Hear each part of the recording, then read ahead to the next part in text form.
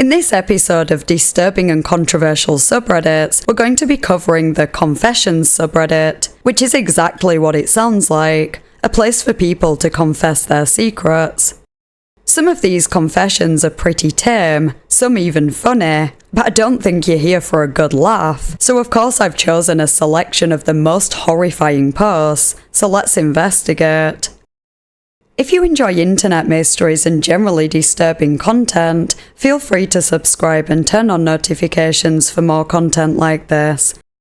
If you're interested in supporting the channel, you can become a Ko-fi member or a channel member to gain access to uncut videos and other perks, or you can leave me a tip by clicking the thanks under this video. Thanks to anyone who considers this.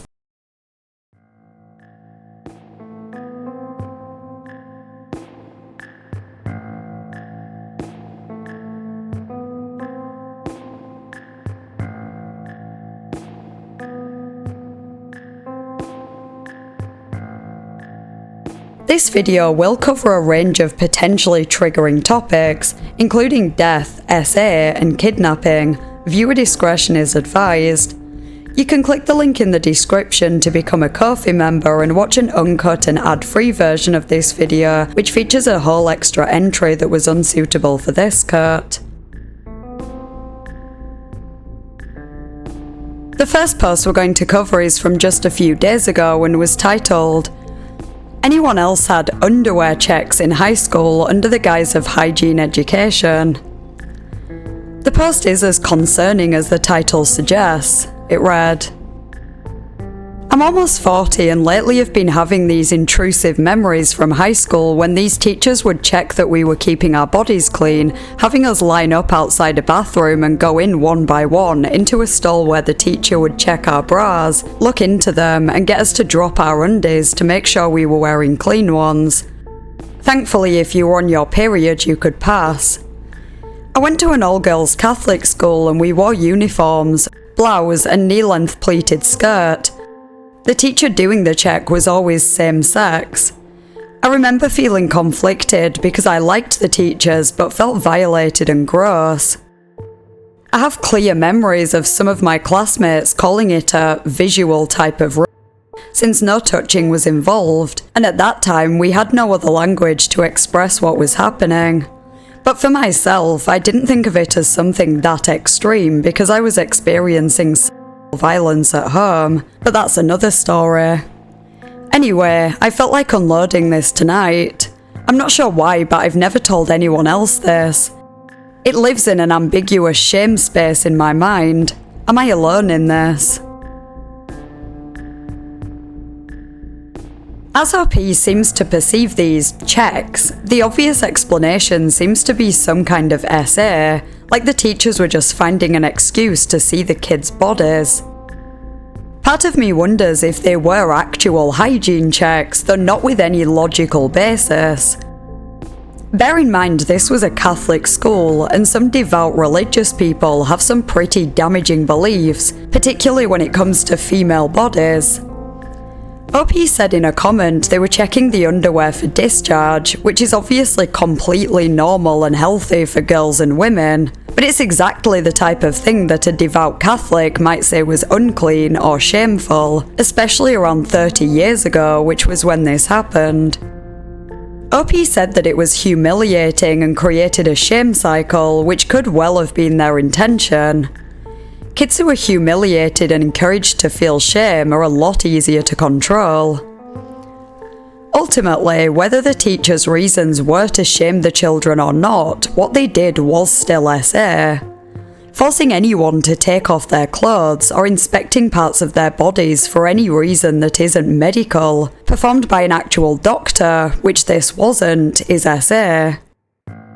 It's so messed up that these kids just had to accept it as a part of school life, and OP probably isn't the only one who never told anyone about it because they were ashamed. Knowing OP experienced some kind of SA at home that made her believe what was happening at school wasn't that extreme is just awful. There were a couple of other comments from users who experienced similar things in their schools, such as this one. "We had underwear checks in middle school in PE class. The teacher was insistent that all boys wore tighty-whities rather than boxers because running in boxers could cause injury and infertility. Still to this day, I'm not sure if that's actually a thing. I'm not a doctor, but I'm pretty sure that's not a thing. If anything, I'd assume it was the opposite. I've heard before that wearing tight underwear can lower sperm count, though I'm not sure to what extent. Either way, nothing can convince me that this user's teacher wasn't just using that as an excuse to perv on kids, and it's disgusting to even think about. Another user commented, 24 years old here, went to a Catholic primary/middle school in southern US. We had the same uniform as yours, but also had the option to wear a pleated uniform jumper dress. Every morning, we'd have checks to see if we were wearing shorts under our skirts and dresses. They would make the boys leave the room at least, and then the girls would have to lift their skirts for the teacher. They would also use a ruler to measure the length of the shorts, even though they'd still be under a skirt through the day. Went to a different school for high school, a private Christian academy. We had assemblies in the gym where the male coach/disciplinarian called us for our skirt and short lengths. While not as extreme as your experience, it's similarly gross and demeaning. I'm sorry you had to go through that. This comment is similar to OP's in that there definitely seemed to be an intention to shame the children, but also without a logical reason. It'd be one thing to measure their skirts or dresses with a ruler, but another to measure or check that they had shorts on underneath. Why would it matter if their skirts were covering them anyway? It just seems like a way to make them feel uncomfortable, and possibly with even more nefarious motives.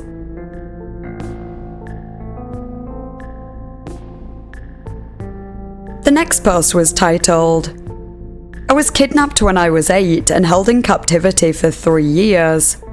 It read, 26 female. I was picked up by a stranger from school posing to be my dad's friend, saying that he would drop me off to the airport to catch a flight with my dad. Not only did I actually have to travel with my dad that day, but this man somehow knew my dad was getting off early from work. He told me that morning, and that he had to go fishing with his friend. He did this a lot. He told me that my dad sent him to pick me up and meet him directly at the airport. I believed him, convinced my teachers I knew him because I was excited to go to the airport, and left with him. I was held in captivity for 3 years. I was beaten, starved. 11-year-old me had learnt to make him trust me. It started with us going around in his car, although I had to sit in the back seat and stay quiet the whole time. He let me come into his kitchen and make food for myself. He let me clean his house. The day we went to feed the ducks at the park, I ran. I ran as fast as my weak legs could carry me. Because of the crowd, I think he lost me. I begged a family for help, telling them I was kidnapped and I wanted to go home. I told them my name, my school's name, and my parents' names. Long story short, they caught him. He killed himself. I was back with my dad, my sisters, my dogs. I'm now happily married to my wife of 4 years, still undergoing therapy, have a good job, and a baby on the way. Edit. I'm very sorry for the last line. I realise it doesn't end well for most, and I got lucky. But the only way I kept going was telling myself, I'm going to escape, and then I'm going to get better. I'm going to love myself again. I'm going to get past my trauma. Since this worked for me, I assumed saying it will end well would work for other people too. Of course it wasn't right though. This is absolutely terrifying. We were all taught as children not to talk to strangers and not to go anywhere with someone who claimed they'd been sent to pick you up by your parents. But at 8 years old, if someone came to my school and gave specific details about my dad and knew about my travel plans, it may well have fooled me too. The fact the kidnapper knew these details suggests he'd planned it for some time and possibly even stalked the family, which is even scarier. In some ways, this could be even easier in 2024, when so many people share pretty much every detail of their lives online for anyone to see. You can basically get to know someone without ever even meeting them, and these details could be enough to convince a child that you know their parents. I'm the same age now that OP was when she wrote this post 4 years ago, and when I was in school, no one would check who was picking me up. My teachers knew who my parents were, but on the rare occasion that any other family member picked me up, none of them questioned it. I hope and assume this isn't the case now. Thankfully, most schools are more conscious of this kind of thing these days, but things can be overlooked. A few of the commenters said their parents gave them a code word so they could know in a situation like this if the stranger really had been sent by their parents, and I think this is a really good idea. On an unrelated note, having code words with family members can be useful in many other situations too. I've heard in recent times stories of scams where the scammer has used some kind of AI to mimic a person's voice to convince their family on a phone call that they're in a bad situation and need money. The only way I can think of to avoid becoming a victim of this is to have a code word with your family members so you can know for sure it is them speaking. Anyway, I digress. I found it really sad when OP said, 11-year-old me had learnt to make him trust me. Thank God she did and eventually managed to escape, but no child should have to work out how to manipulate their adult kidnappers so they can find an opportunity to escape. It's also infuriating to know the kidnapper took his own life before he could face any consequences. He abducted an 8-year-old child and abused her in captivity for 3 years, but he couldn't face the possibility of captivity himself and took the easy way out. In response to questions asking if she tried to run many times, if she was in the same city, and what happened when she saw her family, OP replied, "I wasn't let out for what felt like an eternity, so no, I didn't try to run. I had no idea where I even was. When I saw my family, it was all hugs and kisses and loud sobbing and wailing. I wasn't allowed to go home from the hospital for a few days since they had to make sure I was healthy first. But once I did go home, I realised how much I had missed out on. It wasn't easy. I had terrible PTSD, and it felt like everyone tiptoed around me. Therapy really helped all of us." That seems to be the only comment OP replied to, so there isn't any more information to cover. All I can say is I'm really glad she's doing better now, and I wish her the best for the future.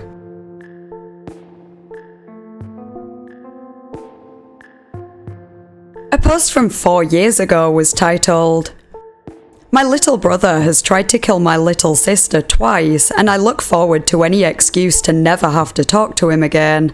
I hate him. He's 7 years old." It read, "Every single thing about him is repulsive to me. I'm 26, so we have a bit of an age difference.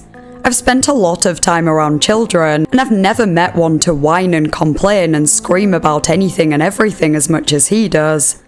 He's tried to kill my little sister, 3 years old, twice now.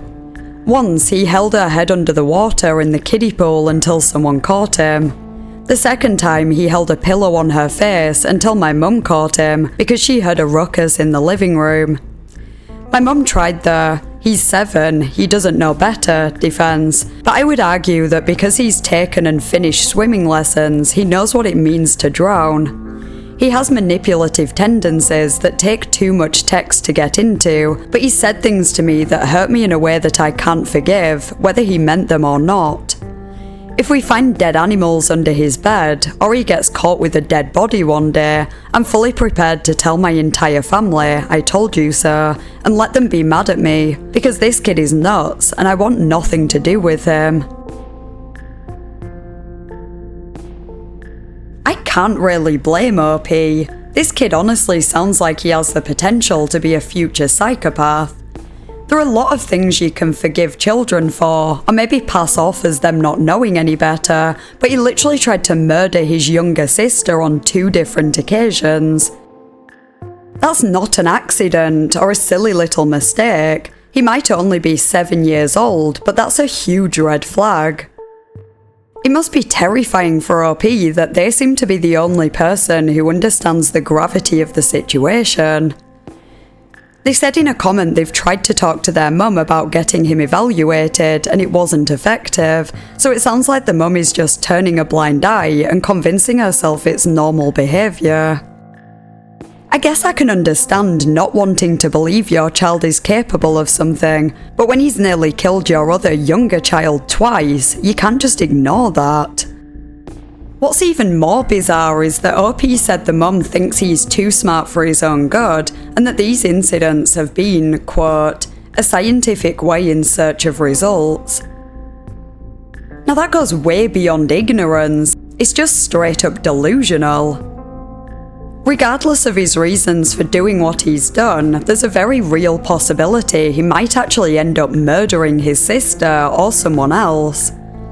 Unfortunately, it sounds like it's going to take that happening before the mum accepts reality, and for all OP is prepared to tell their family, "I told you so," that won't make them feel any better when what seems to be the inevitable eventually happens.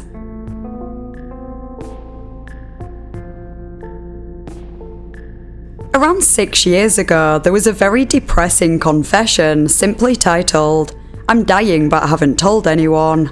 It read, "I was diagnosed with cancer a little over 2 weeks ago after a regular checkup.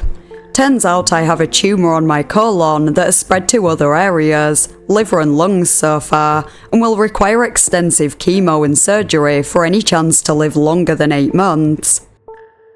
I'm not having any treatment, and I haven't told my wife because she'll only pressure me to get the treatment, which will result in months of pain and suffering for a relatively small chance.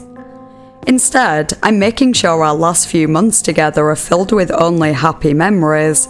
I'm starting work later and finishing earlier each day to make her breakfast in bed and take her on dates in the evenings.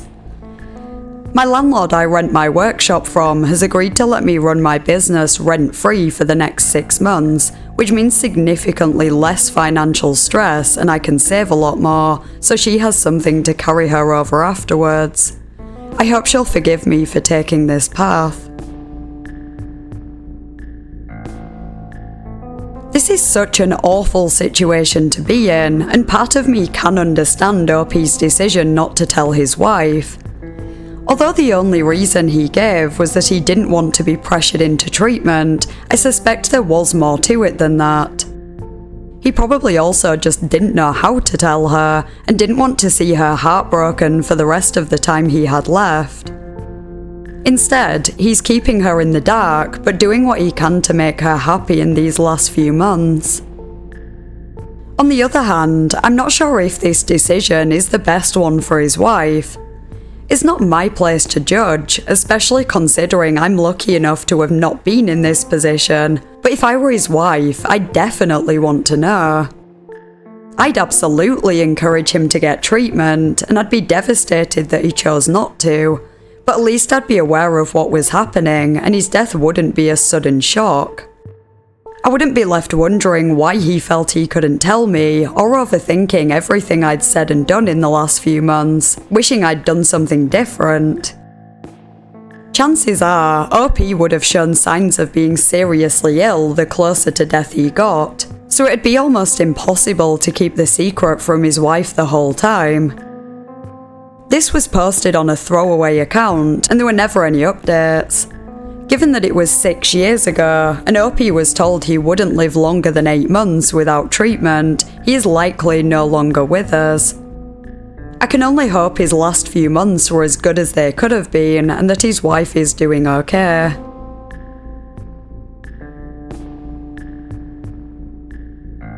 The final post we're going to cover is sad, but the confession itself is actually quite a heartwarming one. Shared by a user aptly named Crab Criminal, the post was titled, "I steal hermit crabs from souvenir shops."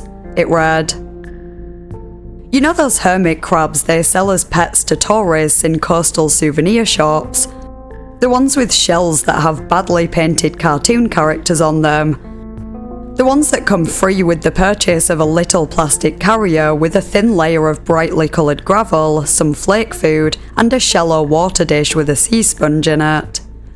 Maybe your parents let you get one while you were on vacation as a child because it's such a simple little pet, and maybe it lived for a few weeks or months or even a couple of years in that little plastic box before you noticed a bad smell and found it dead.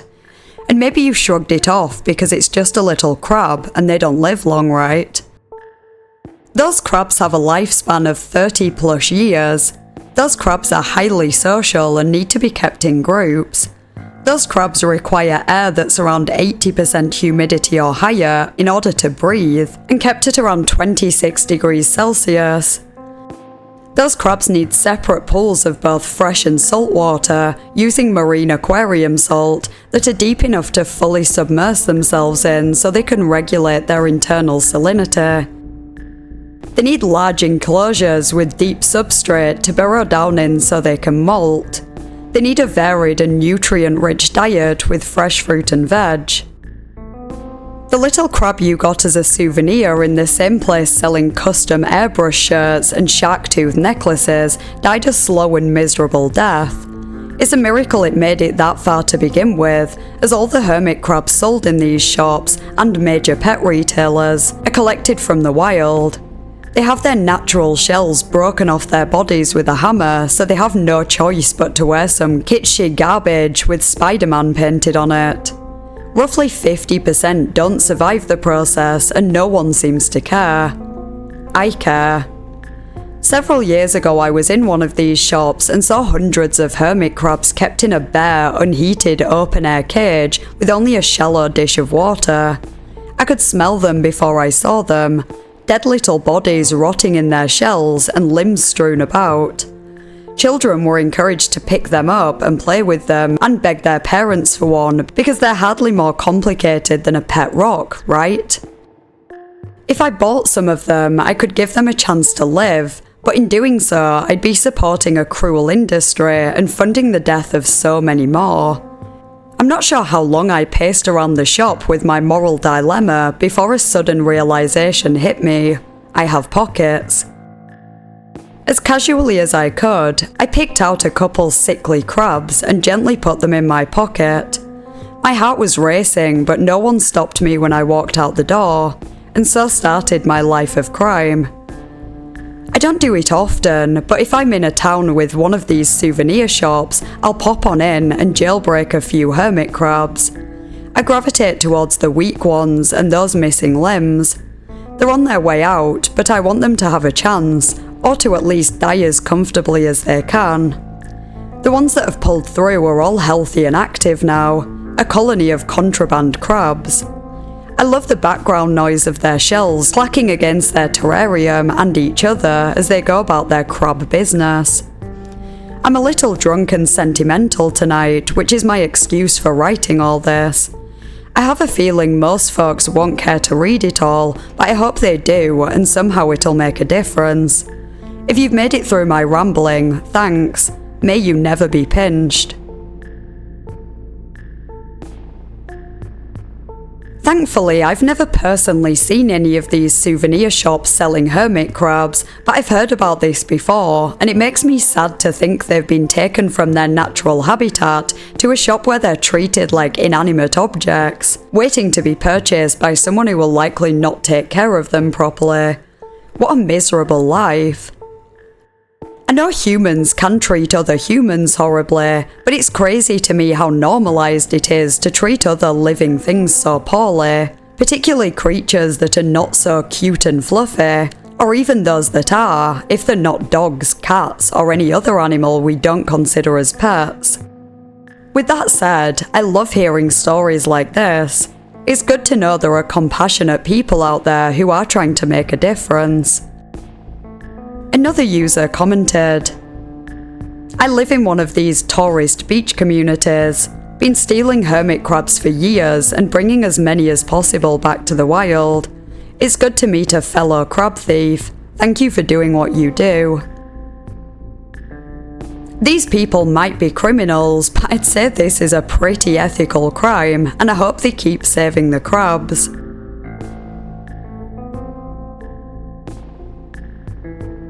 I'd be interested to hear your thoughts in the comments, plus any suggestions you might have for a future video.